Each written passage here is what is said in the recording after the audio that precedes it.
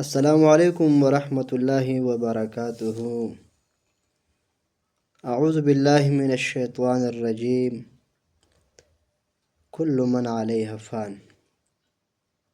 صدق الله العظیم.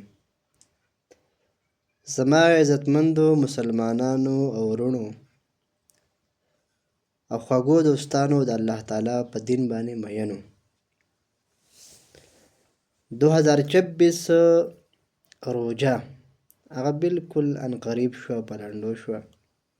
الله تعالی دې وکړي چې دا روجه زموږ ستاسو نصیب شي، او د روجې چې کوم حق دی، کوم آداب دي او کوم اعمال دي، هغه په صحیح طریقه باندې مونږه ادا کړو. عزتمندو مسلمانانو، روجه کې الله جل جلاله د مسلمان مغفرت کوي. د اختر په ورځ باندې چې کله د مسلمانان منزله روان شي کنه، د اختر منزله عیدګاه ته، نو الله جل جلاله د فرشتې په دې کوڅو کې خورې شي، او دا فرشتې اعلان کوي چې ای ابن آدمه، ستا مغفرت وشو، ستا ګناهونه الله تعالی معاف کړو. او بعضې پکې داسې د الله بندګان وي چې ډېر په اخلاص عبادت کړی وي، الله تعالی ورته هغه ګناهونه هم په نیکو بدل کړي. سبحان الله. مونږ تاسو له دا پکار دی ورونو چې مونږ د دې روجې صحیح حق ادا کړو، مسلمان ته خیر ورسو، د بل مسلمان په کار راشو. که مسلمان وس نه کړي د هغه سره ښېګړې وکړو. که مسلمان غمګین دی، غمجنه دی، خفه دی، د هغه د زړه پټۍ مرهم جوړ شو، هغه سره مرسته وکړو، مالی، جاني، اخلاقي طور، گفتار، کردار دا ورسره ټیک کړو. او دغه شان چې دی د الله جل جلاله چې کوم عمل په مونږ باندې لازم دی، فرض دی، او هغه په صحیح طریقه مونږه ادا کړو.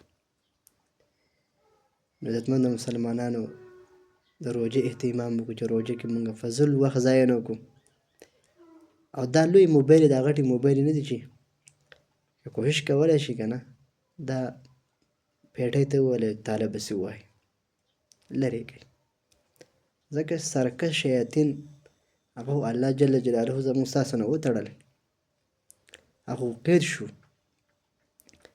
خو دا نفس انسان، دا نفس دا خواهش لري که نه، نو دا موبایل دا غټې دا مونږ دا نه وایو چې دا بس څیز دی، په دې کې ښه کارونه هم کېږي. د دې مثال د دې دنیا د یو بازار دی، که ته پکې خالې او که پکې بدالې، حساب به در سره کېږي. خو په روجه کې که بیخي دا لاک شي او بند شي که نه، او سړی الله جل جلاله ته رجوع وکړي او خالص خپل عبادت الله تعالی ته وکړي، نو ډېر به خوند وکړي. دا لډوانې مډوانې او دا چکې مکې او جواریانې فضلو کارونه بالکل سړی پرېږدي، لاعنې کارونه نه کوي، خپل وخت نه ضایع کوي، خپل وخت قیمتي کړي، ځان په الله تعالی باندې وبخي، خپل آخرت چې د هغه ښایسته کړي. بیا څه پته لګي به دا روژه زموږ نصیب کېږي یا نه نصیب کېږي. زما عزتمندو وروڼو، زما دا تاسو ته خواست دی چې د دې روژې اهمیت هغه موږ وپېژنو، او اهمیت یې پېژندل پکار هم دي. دا ګوره موږ الله تعالی موږ تاسو له لویه تحفه راکړې ده. د روژهدار د معدې وږم او بړاس الله جل جلاله د مشکو د انبرو نه زیات خوښ دی. دا خو د حدیث شریف